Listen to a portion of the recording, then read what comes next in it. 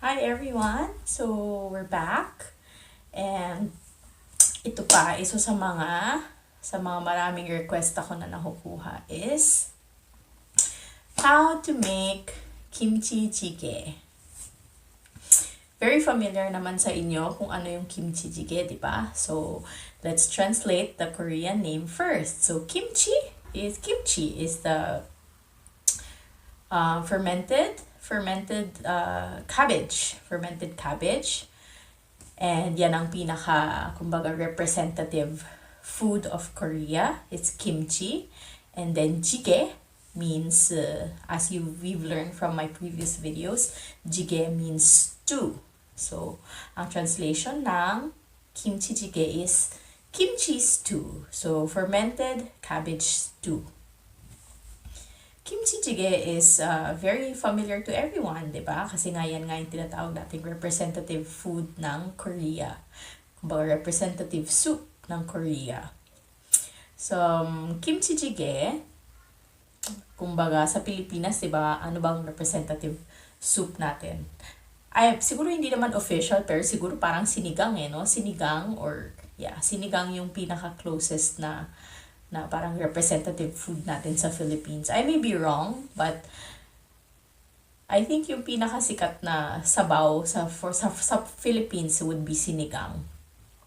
And then, ang history naman ng kimchi jjigae, I've researched about the history of kimchi jjigae, and from what I've read, kimchi, syempre gumagawa sila ng kimchi even before pa gumagawa sila ng kimchi. And of course, they make a lot. Kumbaga, may kimchi making season yan. So, yung kimchi making season nila is during autumn. So, gumagawa sila ng kimchi that will last them for an entire year. So, there's hundreds and hundreds of, heads of cabbages na ginagamit nila to make kimchi. So, usually uuwi sila sa mga probinsya nila, tas, as a clan, gagawa sila ng kimchi. Iba-ibang klase ng kimchi, pero I will discuss that some other time. So, now, ang i-discuss natin is bechu kimchi. Bechu kimchi, bechu means cabbage. Cabbage kimchi. So, ang kimchi jjigae, it dates back way before. Ang sabi nila, nag-come up yung kimchi jjigae kasi nga, diba, gumagawa sila ng maraming kimchi at one sitting and one time. So, during autumn, gagawa sila ng maraming kimchi that will last them for a year. Pero syempre, habang tumatagal yung pag-store ng kimchi, hindi naman parating fresh yung lasa niya hanggang maubos, diba? So, habang tumatagal, na-ferment yung kimchi. So, anong nangyayari dun sa kimchi? So, umaasim siya ng umaasim kasi nga nagiging fermented siya. Yan ang tinatawag naman nilang, kapag matagal na yung kimchi, like more than a year, yan ang tinatawag nilang mugun kimchi. Mugun kimchi. So, mugun kimchi, yan ang, kumbaga, aged kimchi. So, may mga ibang restaurants, may mga ibang household, meron silang 5 years, 3 years. So, imagine kung gaano nakaasim yun by that time, di ba? So, yung kimchi jjigae, nag-come about siya kasi, they had a lot of leftover kimchis from the previous year. So, from the previous year, maraming natirang kimchi from that batch. So, nakaisip sila ng way how to use it. Kasi nga, di ba, sayang naman kung itatapon nila yung kimchi. So, ang ginawa nila, meron sila yung old style na kimchi jjigae is very simple. As in, yung aged kimchi. Tapos, lalagyan lang nila ng broth or ng stock. Tapos, lalagyan ng garlic. And then, leeks. And then, papakuluan nila. Tapos, yun na yun. So, wala na silang ibang dagdag. Yun na yun. Kasi, like, they don't even put salt. Kasi nga, kimchi in itself, maalat siya. So, healthy talaga ang kimchi, but, you have to accept the fact na maalat siya. So, medyo high siya in sodium. High in sodium ang kimchi.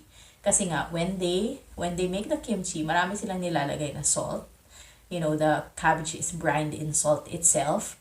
Tapos, yung yangnyeom niya or yung yangnyeom na tinatawag or yung sauce or marinade. So, yangnyeom. So yan, marami din may iba gumagamit sila ng patis, fish sauce, tapos yung iba gumagamit naman ng fermented shrimps.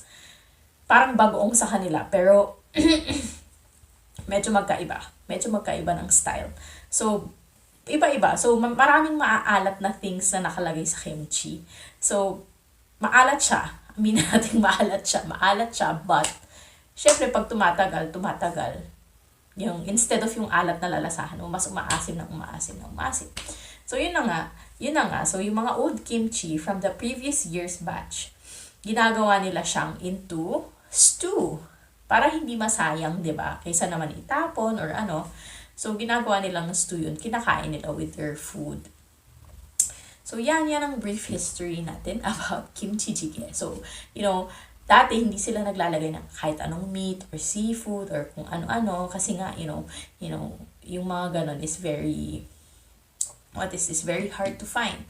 So, ang ginagawa nila, kimchi lang talaga. Pero, syempre, habang nagpapalit ng generation, syempre, Korea also became a first world country. Mahirap, tas biglang yumayaman yung bansa. So, yung food culture din nila nag-iiba, adapting to the times. So, now, they make kimchi jjigae using, kimchi. Doesn't have to be super aged kimchi. But kailangan hindi fresh. Kasi pag fresh kimchi yung ginagamit mo, hindi lalabas yung lasa. Kasi nga, kimchi jjigae is a little bit sour. May konting asim siya from the, fermented kimchi. So, don't use fresh kimchi. Fresh kimchi, bagong gawang kimchi. Don't use it for kimchi jjigae.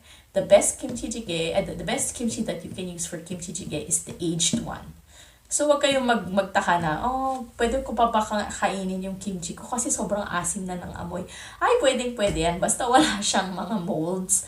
Walang molds or anything and it's stored correctly. Pero matagal lang siya sa ref. It's not slimy or anything.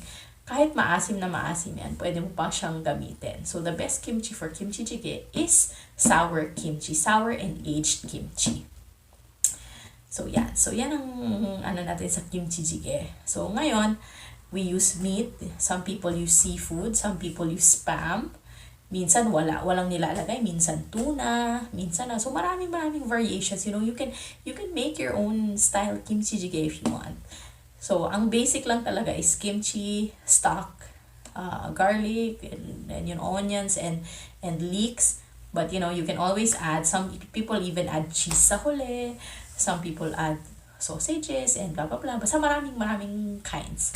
So, it's up to you to modify and make the kimchi jjigae as your own. So, for this recipe, I'm not going to be using a lot of ingredients, but my husband likes kimchi jjigae talaga with pork. So, we're going to be using samgyeopsal. I have leftover samgyeopsal kasi. You can use any kind of pork. Kahit giniling, pwede rin eh. Pero personally, I like to use yung pork na may fat. Why? Because, the fat gives the kimchi jjigae a full-bodied flavor. So, mas malasa siya than just using, yung meat na walang taba or yung meat na walang balat.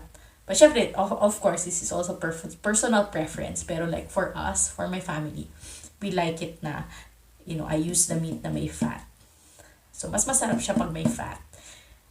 Hindi naman masama na maraming fat. Hindi naman masama na may fat yung Hindi naman masama sa kalusugan. But, it's good. It's good for the flavor. So, anyway, I hope, so madami akong nasabi na naman tungkol sa kimchi. Pero, yeah, so maraming nagre-request kasi ng kimchi jjigae. So, finally, I had the opportunity to cook this morning. So, I am going to show you how to make a really good tasting and simple, very simple kimchi jjigae. So, enjoy everybody! Stay safe! Bye! 사랑합니다!